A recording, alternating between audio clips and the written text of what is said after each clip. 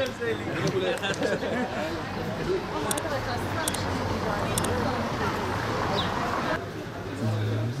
isterek ya badi mutti ma qadrت مو بادي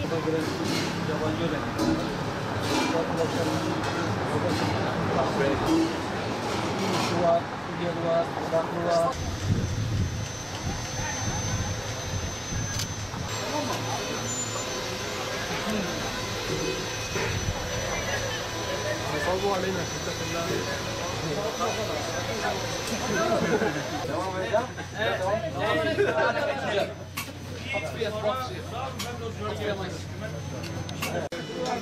Güzel gençler bak magnet bazen tırnaklar. Ceviz ağacının üzerine desenler çizilir. Ondan sonra tevkariler işlenir. Sedef yerleri boşaltılır. Baston. Bunlar baston. Bunlar çıralı. Ondan sonra renk verilir. Ondan sonra domanika diye bir cila olur. Bu cila olur.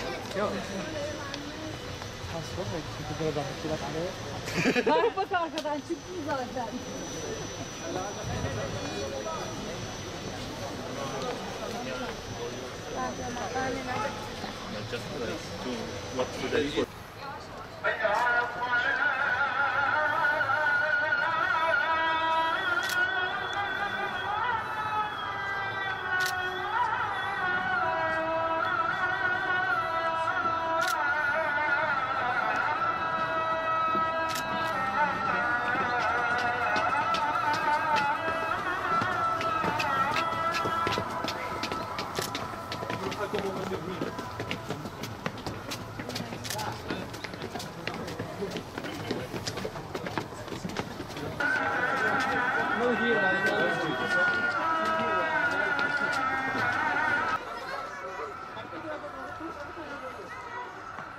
Gaziantep'te ilk defa Gaziantep'e gelen üniversitemizde TÖMER kursu alan öğrencilerimizi Gaziantep'i tanımaları, tarihini bilmeleri, Gaziantep'i yabancılık çekmemeleri açısından Gaziantep turu yapıyoruz. Bu birkaç günden beri devam ediyor ve devam edecek bundan sonra da.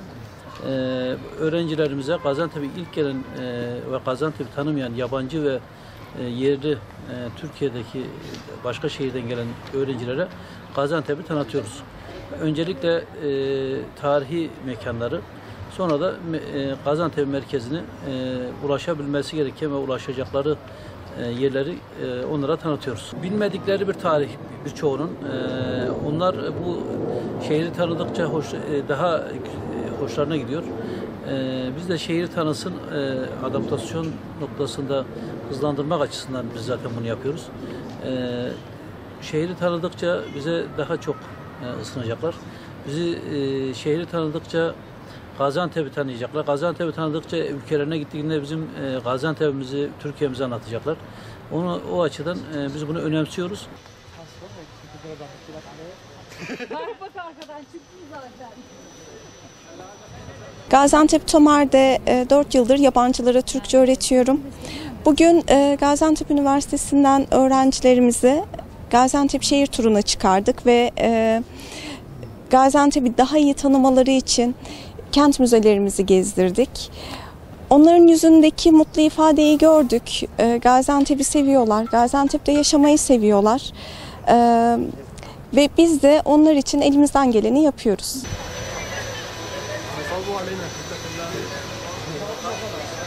Benim adım Firas, Gaziantep'te oturuyorum. Gaziantep'te TÖMER bir öğrenci. TÖMER'in yani çok iyi bir kurs. Biz şu anda Gaziantep eski yere tur yapıyoruz. Gaziantep Belediyesi onlar katılıyoruz biz. Çok iyi bir müzeler gittik. Çok iyi. Bu da güzel. Gaziantep geldim ve çok sevdim. Bugün tarihler gördük ve Gaziantep Kalesi Halep Kalesi benziyor çok ve ben çok mutluyum çünkü tarih Türkiye gördüm. Ben Gaziantep'te çok seviyorum. Bugün öğrenciler müziğimde geldik.